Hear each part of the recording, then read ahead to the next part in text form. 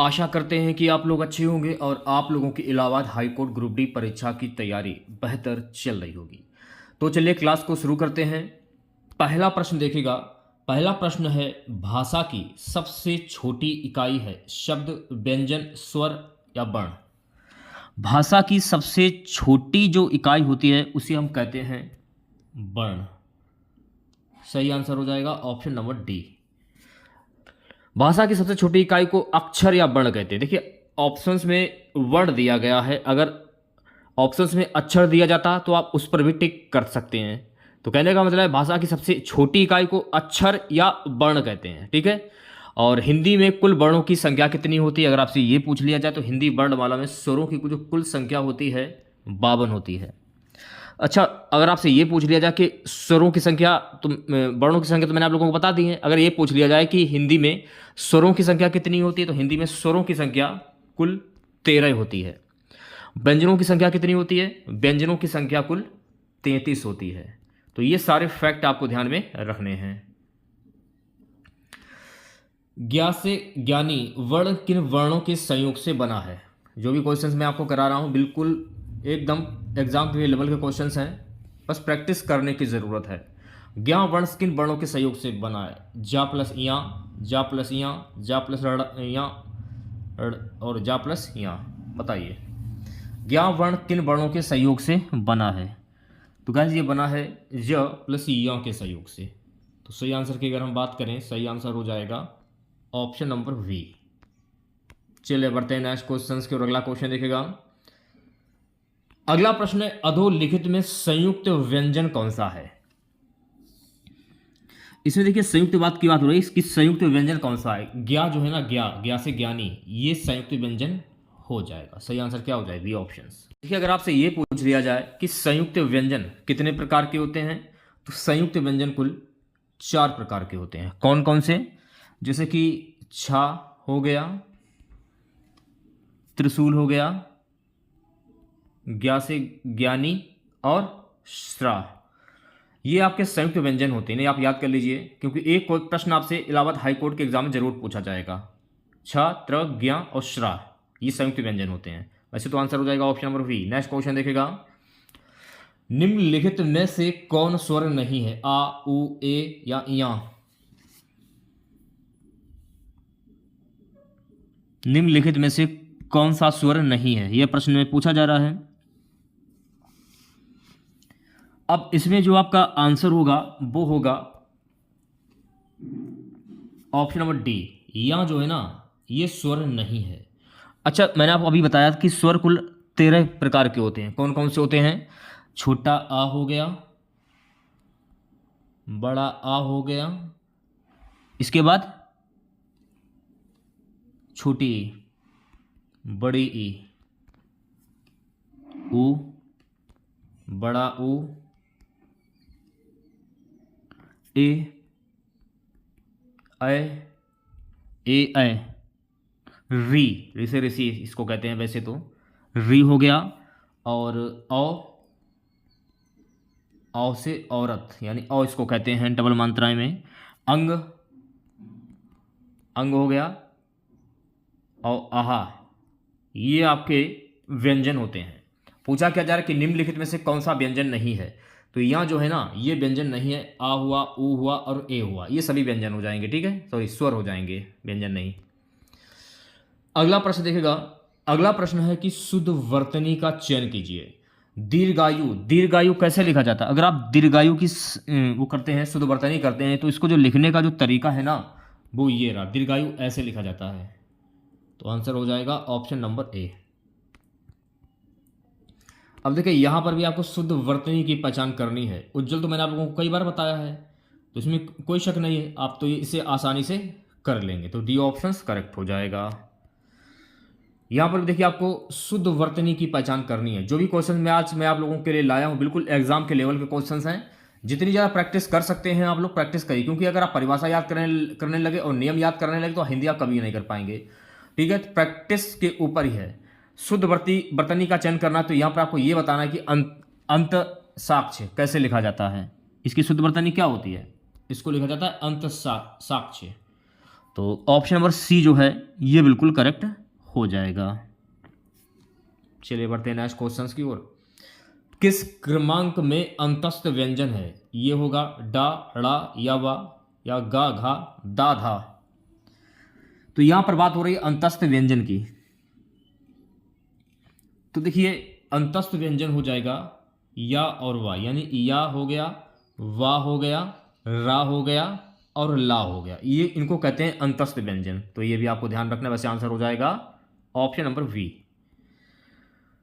अगला क्वेश्चन हमारा है मेरे प्यारे साथियों, किस वाक्य में अनिश्चयवाचक सर्वनाम है? हम खुद ही उधर आ गए, तुम कॉलेज कब जाओगे, हम किसी को कुछ नहीं कह सकते, मेरा जो भाई तुम्हें मिला था वह आगे जा रहा है। तो किस वाक्य में अनिश्चयवाचक सर्वनाम है? तो अनिश्चयवाचक सर्वनाम की बात हो रही है। हम किसी को कुछ नहीं कह सकते, ये आपका अनिश्चयवाचक सर्वनाम है।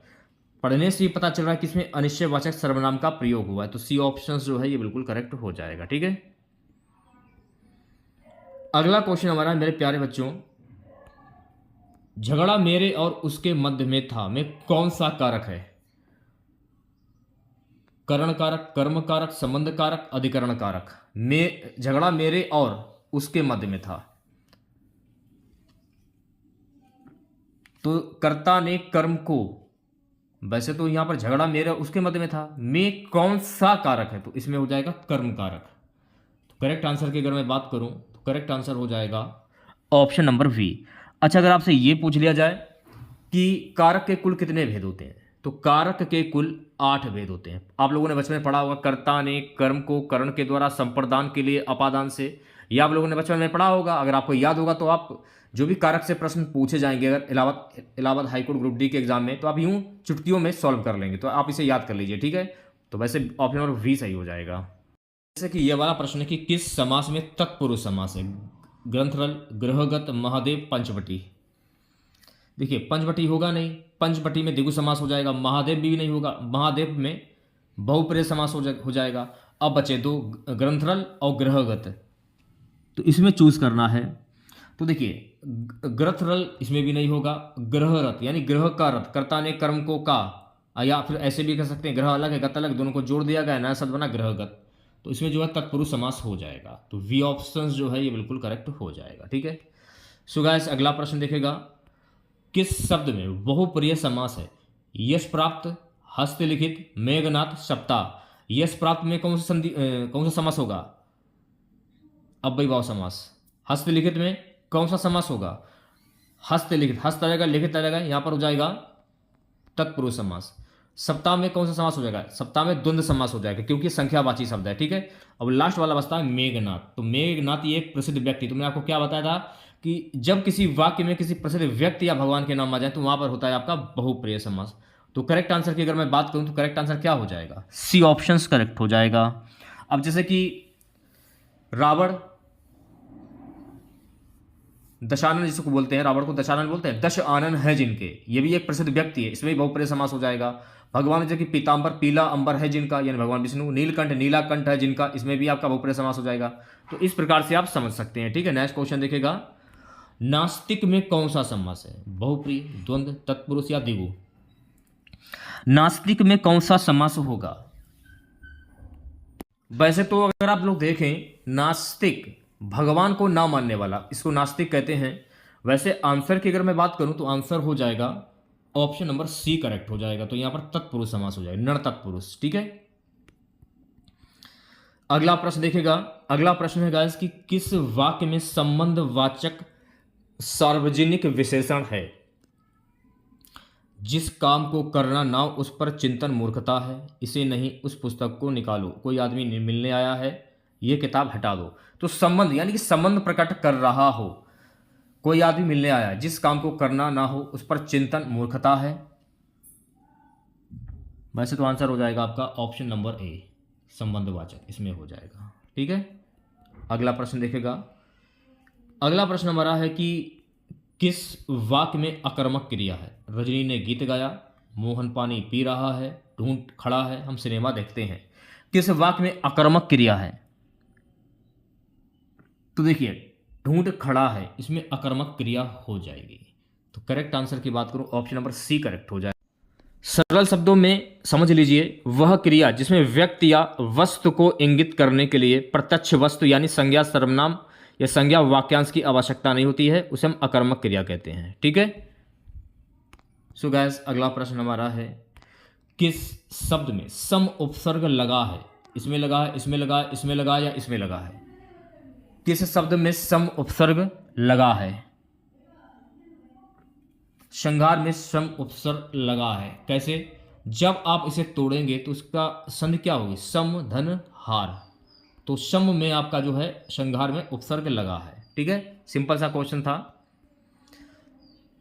निर्देश प्रश्न संख्या 67 से 69 क्या बोल रहा है? प्रत्येक शब्द समूह में 4-4 शब्द दिए गए हैं, इनमें से 3 के अर्थ समान है, एक शब्द बेमल है, बेमल शब्द का चयन करना है आपको। मित्र के चुनाव की खालिस्तान पर जीवन की सफलता निर्भर करती है। औपचारिकता, उपयुक्तता, उपयोगिता, सार्थकता।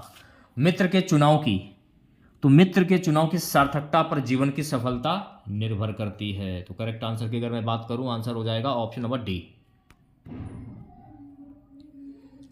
अगला प्रश्न, भारतीय संविधान में भेदभाव के लिए कोई नहीं है। स्थान, विधान, अवसर, रुझान। भारतीय संविधान में भेदभाव के लिए कोई नहीं है, स्थान नहीं है, भेदभाव के लिए कोई स्थान नहीं है। तो आंसर क्या हो जाएगा? आंसर हो जाएगा ऑप्शन नंबर बी। 69 क्वेश्चन, अपने कथन की सत्यता कीजिए। प्रकट, सिद्ध, प्रमाणित, व्यक्त। अपने कथन की सत्यता प्रमाणित कीजिए, प्रमाणित हो जाएगा। तो सही आंसर क्या हो जाएगा? Option number C. उत्धनहार, उत्धनहार के योग से कौन सा शब्द बनेगा? उतार, आहार, उद्धार या उद्धार? उत्धनहार,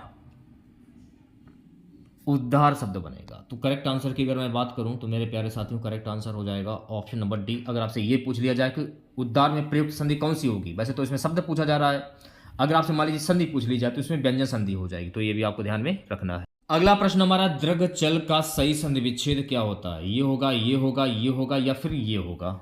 द्रग चल। अब देखिए, द्रक धन अचल, जब द्रक चल की संधि करते हैं, यानी कि जब इसे आप तोड़ेंगे, तोड़ने पर इसकी संधि होगी द्रक धन चल। अगर आपसे ये पूछ लिया द्रक चल में प्रयुक्त संधि कौन सी होगी, तो इसमें हो जाएगी व्यंजन संधि। वैसे आंसर हो जाएगा सी ऑप्शंस। नेक्स्ट क्वेश्चन हमारा है, निम्नलिखित में से कौन सा स्त्रीलिंग है? मंत्रिणी, चच्चू, छाता या भक्त? निम्नलिखित में से कौन सा स्त्रीलिंग है?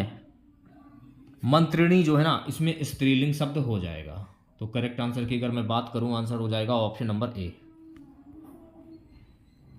अगला प्रश्न, निम्न में से कौन सा भाववाचक संज्ञा है? श्याम, नदी, बचपन, पेड़।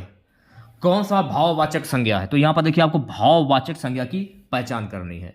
देखिए, बचपन में भाववाचक संज्ञा होती है, क्योंकि बचपन में आप लोगों ने खूब मस्ती की होगी अच्छे से, और अपने बचपन को आपने एंजॉय भी किया होगा। जब आपको अपने बचपन की याद आती है तो आप अपने भाव व्यक्त करते हैं कि वो टाइम कैसा था, अब टाइम कैसा है, कितना चेंज हो गया है। वो लाइफ ऐसी थी कि हम मस्त रहते थे, खाना खाया, खेलने चले गए बच्चों के साथ में, दोस्तों के साथ में, यारों के साथ में। लेकिन आज जो है मेरे साथ क्या हो गया कि वो सारी चीज़ें चली गई हैं और एक नए तरीके से आप जीवन जी रहे हैं। तो यहाँ पर बचपन में आपका हो जाएगा भाववाचक संज्ञा। करेक्ट आंसर हो जाएगा ऑप्शन नंबर सी। दो वर्णों के मेल से होने वाले विकार को क्या कहते हैं? संधि कहते हैं, समास कहते हैं, उपसर्ग कहते हैं या प्रत्यय कहते हैं? दो वर्णों के मेल से होने वाले विकार को क्या कहते हैं? संधि कहते हैं। क्या कहते हैं? संधि कहते हैं। तो करेक्ट आंसर की अगर मैं बात करूं, आंसर क्या हो जाएगा? Option number A. संधि के प्रकार होते हैं 1, 2, 3 या 4? संधि के कुल कितने प्रकार होते हैं? संधि के कुल 3 प्रकार होते हैं। कौन कौन सी होती हैं? स्वर संधि, व्यंजन संधि और विसर्ग संधि। तो ये भी आपको ध्यान में रखना है। अगला प्रश्न, राकेश का सही संधि विच्छेद क्या होगा? ये होगा, ये होगा, ये होगा या फिर ये होगा? 5 स्टार लगा लीजिए, पेपर में छपने वाला क्वेश्चन। तो राकेश की संधि विच्छेद क्या होती है? राका धन ईस। क्या होगी? राका धन ईस। करेक्ट आंसर की अगर मैं बात करूं, करेक्ट आंसर हो जाएगा ऑप्शन नंबर सी। अगर आपसे ये पूछ लिया जाए कि राकेश में प्रयुक्त संधि कौन सी होगी, तो मेरे प्यारे साथियों इसमें हो जाएगी गुण स्वर संधि। अगला प्रश्न हमारा है, ध्यानपूर्वक देखेगा क्लास को। आ प्लस ई बराबर ए स्वर संधि के किस भेद को व्यक्त करता है? दीर्घ संधि, गुण संधि, वृद्धि संधि या यण संधि? आ प्लस ई बराबर ए, ये प्रश्न मैंने आपको पढ़ाया है। आ प्लस ई बराबर क्या होता है? आ प्लस ई बराबर ए होता है, और इसमें जब आ जाता है, जैसे कि आ प्लस ऊ जब आप करेंगे आ प्लस ऊ, तो बराबर क्या हो जाएगा? आ प्लस ऊ बराबर होता है ओ। क्या होता है? ओ होता है। तो आ प्लस ई बराबर इसमें कौन सी संधि हो जाएगी? गुण स्वर संधि। तो करेक्ट आंसर की अगर मैं बात करूं, करेक्ट आंसर हो जाएगा ऑप्शन नंबर वी। अगला प्रश्न है गाइस कि प्रत्युत्तर का सही संधि विच्छेद क्या होता है? ये होगा, ये होगा, फिर ये होगा या फिर ये होगा? प्रत्युत्तर,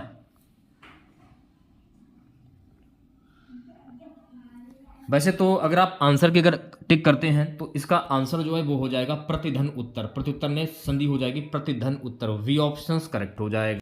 अगर आपसे ये पूछ लिया जाए कि प्रत्युत्तर में प्रयुक्त संधि कौन सी होगी, तो यहां पर हो जाएगी यण संधि। तो ये भी आपको ध्यान में रखना है। अगला प्रश्न हमारा है गाइस कि कौन सा शब्द बहुप्रिय समास का सही उदाहरण है? निशिदिन, त्रिभुवन, पंचानन, पुरुष सिंह।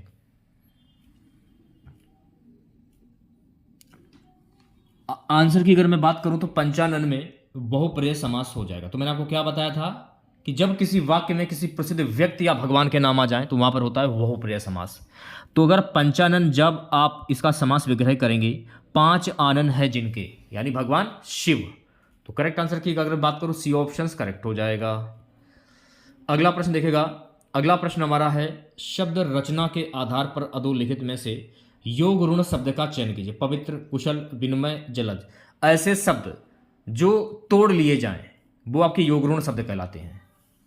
वैसे आंसर क्या हो जाएगा? आंसर की अगर मैं बात करूं तो आंसर हो जाएगा ऑप्शन नंबर डी, जलज। जलज जो है ना, ये आपका योग ऋण शब्द हो जाएगा। डी ऑप्शन करेक्ट हो जाएगा। सरल शब्दों में जान लीजिए आप लोग, जो शब्द अन्य शब्दों के योग से बनते हों परंतु एक विशेष अर्थ के लिए प्रसिद्ध होते हैं उन्हें योग ऋण शब्द कहते हैं। जैसे कि लंबोदर, लंबा उदर है जिनका, यानी बड़े पेट वाला। गणेश जी, दशानन, दस मुखों वाला रावण हो गया। जैसे कि पंकज, कीचड़ में उत्पन्न, कमल। इस प्रकार से यानी कि जो तोड़ दिए जाएं उन्हें योग ऋण शब्द कहते हैं। शॉर्ट में मैंने आपको बताया है। अगला प्रश्न हमारा है, निम्नलिखित में से कौन सा शब्द देशज नहीं है? डिबरी, पगड़ी, पुष्कर या ढोर? कौन सा शब्द देशज नहीं है? देखिए पुष्कर जो है ना, ये देशज नहीं बल्कि ये तत्सम शब्द हो जाएगा, क्योंकि पुष्कर जो है ना ये संस्कृत भाषा का शब्द है। और जैसे कि डिबरी हुआ, पगड़ी हुआ और ढोर हुआ, ये आपके देशज शब्द हो जाएंगे, ना कि पुष्कर आपका ये तत्सम शब्द है पुष्कर। ये आपको ध्यान रखना है, ठीक है। अधोलिखित में ऋण शब्द कौन सा है? मलयज, पंकज, जलज, वैभव। ऐसे शब्द जिनको तोड़ा ना जा सके वो ऋण शब्द कहलाते हैं। तो करेक्ट आंसर की बात करूं तो करेक्ट आंसर हो जाएगा ऑप्शन नंबर डी करेक्ट हो जाएगा, ठीक है। सरल शब्दों में आप जान लीजिए, जो शब्द हमेशा किसी विशेष अर्थ को प्रकट करते हैं जिनके खंडों का कोई अर्थ ना निकले। मैंने आपको क्या बताया कि ऐसे शब्द तोड़े ना जा सके, यानी जिनके खंडों का कोई अर्थ ना निकले उन्हें ऋण शब्द कहते हैं। जैसे कि नाक, कान, पीला, झट आदि, ठीक है। आशा करते हैं कि आप लोगों के समझ में आ गया होगा। सो गाइस, अगला प्रश्न देखेगा। यहां पर जो पर देख रहे हैं यही सबसे ज्यादा कॉमन है। करण होगा, संप्रदान होगा, अधिकरण होगा या कर्म होगा। चारपाई पर भाई साहब बैठे। इस वाक्य में चारपाई किस कारक में है? चारपाई। तो यहां पर जो पर देख रहे हैं, कर्ता ने कर्म को करण के द्वारा संप्रदान के लिए अपादान से, ये आप लोगों ने बचपन में बहुत बार पढ़ा होगा, पिछली बार मैंने आपको बताया था। तो यहां पर कौन सा कारण हो जाए? अधिकरण में पर, अधिकरण में पर।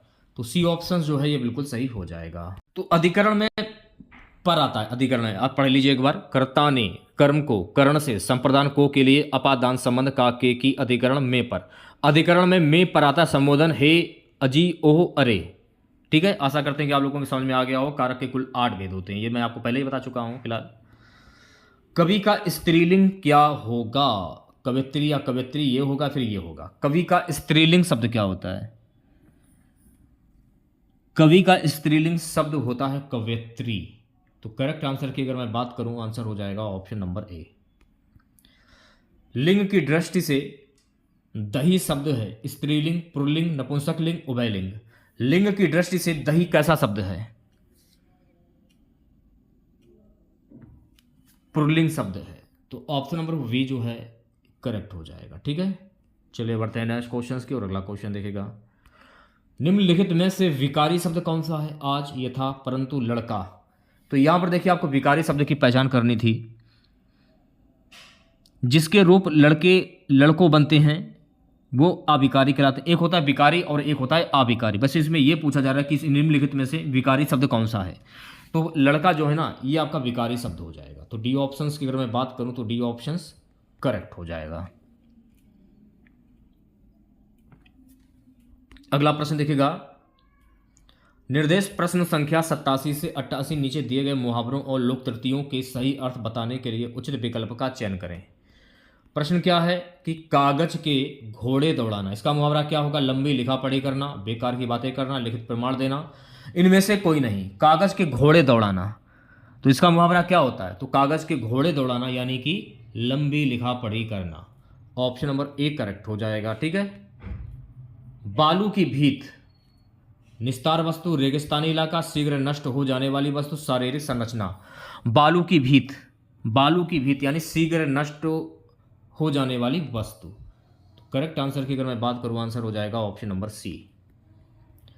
अगला प्रश्न देखेगा सभी बच्चे। निर्देश 89 से 90 नीचे दिए गए वाक्यों में रेखांकित शब्दों की शुद्ध वर्तनी के लिए उचित विकल्प चुनिए। प्रश्न क्या है कि रूप, रस, गंध आदि के अनुभव के लिए मनुष्य के पास 5 ज्ञानेंद्रियां हैं। तो ज्ञानेंद्रियां कैसे लिखते हैं? ज्ञानेंद्रियां की शुद्ध वर्तनी क्या होगी? अगर आप ज्ञानेंद्रियां लिखते हैं ना, तो ज्ञानेंद्रियां ऐसे लिखा जाता है। सही आंसर की अगर मैं बात करूं, आंसर हो जाएगा option number B. Important question है, एक बार देख लीजिएगा आप लोग। चंद्र ज्योत्सना से सारा उपवन दुग्ध धवल प्रतीत होता है। तो ज्योत्सना कैसे लिखा जाता है? इसकी शुद्ध वर्तनी क्या होगी ज्योत्सना की? देखिए ज्योत्सना अगर आप लोग लिखते हैं तो ज्योत्सना ऐसे लिखा जाता है। करेक्ट आंसर की अगर मैं बात करूं, सी ऑप्शन करेक्ट हो जाएगा। निर्देश प्रश्न संख्या 91 से 92 नीचे दिए गए मुहावरों लोकतृतियों के सही अर्थ का चयन कीजिए। प्रश्न क्या है? सिक्का बैठाना, इसका मुहावरा क्या होगा? प्रभाव या धाक जमाना, सिक्के जमा करना, सिक्के जमीन में गाड़ना, इनमें से कोई नहीं। देखिए लोकतृति अगर पूछा जाए या अर्थ पूछा जाए, मुहावरा पूछा जाए, तीनों मुहावरा ही होते हैं, तो कंफ्यूज होने की जरूरत नहीं है। सिक्का बैठाना यानी प्रभाव या धाक जमाना, जैसे कि अमीर ने गरीब के सामने अपनी धाक जमा दी। आंसर क्या हो जाएगा? Option number A. लोहे के चने चबाना, इसका मुहावरा क्या होगा? सरल काम करना, खाली बैठकर चने खाना, बहुत कठिन काम करना, लोहे का काम करना। लोहे के चने चबाना, तो लोहे के चने चबाना यानी कि बहुत कठिन काम करना। करेक्ट आंसर की अगर मैं बात करूं, सी ऑप्शंस करेक्ट हो जाएगा। सो गाइस नेक्स्ट क्वेश्चन देखिएगा। नेक्स्ट क्वेश्चन हमारा है कि गौरव का विलोम शब्द क्या होता है? लाघव, रौरव, लज्जा, अपमान। गौरव का विलोम शब्द होता है मेरे प्यारे साथियों लाघव, इसका विलोम शब्द होता है। तो करेक्ट आंसर की अगर मैं बात करूं, आंसर क्या हो जाएगा? Option number A. अनविज्ञ का विलोम शब्द क्या होता है? विज्ञ, अविज्ञ, अज्ञ या अविज्ञ। अनविज्ञ का विलोम शब्द क्या होगा? तो अनविज्ञ का विलोम शब्द होता है अविज्ञ। सिंपल सा क्वेश्चन है, तो वी ऑप्शन जो है करेक्ट हो जाएगा। सो गाइस नेक्स्ट क्वेश्चन, कवि का स्त्रीलिंग रूप क्या होता है? कवित्री, कवि, कवयित्री या कवित्री। कवि का स्त्रीलिंग शब्द क्या होता है? तो कवित्री का स्त्रीलिंग शब्द कवयित्री होता है। तो ऑप्शन नंबर सी जो है ये बिल्कुल सही हो जाएगा। ठीक है, नेक्स्ट क्वेश्चन देखिएगा। जातिवाचक संज्ञा नहीं है, ये होगा, ये होगा, ये होगा या फिर ये होगा। पुस्तक जातिवाचक संज्ञा नहीं है। देखिए शैशव जो है ना, शैशव, ये जातिवाचक संज्ञा नहीं है। तो करेक्ट आंसर की बात करूं, ऑप्शन नंबर ए करेक्ट हो जाएगा। अगला प्रश्न हमारा है गाइस कि बहुवचन किन्हें कहते हैं? शब्द के जिस रूप से बहु का बोध हो, इसे कहते हैं। शब्द के जिस रूप में वस्तु या प्राणियों की संख्या का बोध हो, शब्द के जिस रूप में किसी की जाति का बोध हो, शब्द के जिस रूप में एक से अधिक व्यक्तियों या वस्तुओं आदि का बोध हो। तो बहुवचन किसे कहते हैं? ऑप्शन नंबर डी करेक्ट हो जाएगा। शब्द के जिस रूप में एक से अधिक व्यक्तियों या वस्तुओं आदि का बोध हो, तो डी ऑप्शन करेक्ट हो जाएगा। अगला प्रश्न हमारा है गाइस कि कौन सा प्रत्यय लगाने से मधुर विशेषण भाववाचक संज्ञा में परिवर्तित हो जाएगा? ये या फिर ये। ऑप्शन नंबर वी जो है ये बिल्कुल करेक्ट हो जाएगा, ता और बड़े आ की मात्रा। कौन सा शब्द हरिण का स्त्रीलिंग रूप है? हरिणी, हिरणी, हिरणी या हिरणी? कौन सा शब्द हरिण का स्त्रीलिंग रूप है? हिरणी। तो सी ऑप्शन अगर मैं बात करूं तो सी ऑप्शन जो है ये बिल्कुल करेक्ट हो जाएगा। ठीक है, आज की क्लास का लास्ट क्वेश्चन रहेगा पशुता शब्द उदाहरण है व्यक्तिवाचक संज्ञा का, द्रव्यवाचक संज्ञा का, भाववाचक संज्ञा का, जातिवाचक संज्ञा का। पशुता शब्द किसका उदाहरण है? सो गाइस पशुता शब्द जो है ना ये भाववाचक संज्ञा का उदाहरण है। तो करेक्ट आंसर की अगर मैं बात करूं तो सी ऑप्शन जो है करेक्ट हो जाएगा। ठीक है, अगर आपको इसकी पीडीएफ चाहिए तो पीडीएफ आपको हमारे टेलीग्राम चैनल पर और व्हाट्सएप ग्रुप पर मिल जाएगी। जिन बच्चों ने अभी तक व्हाट्सएप ग्रुप ज्वाइन नहीं किया जल्दी से ज्वाइन कर लीजिए, लिंक आपको वीडियो के डिस्क्रिप्शन में मिल जाएगा। ठीक है।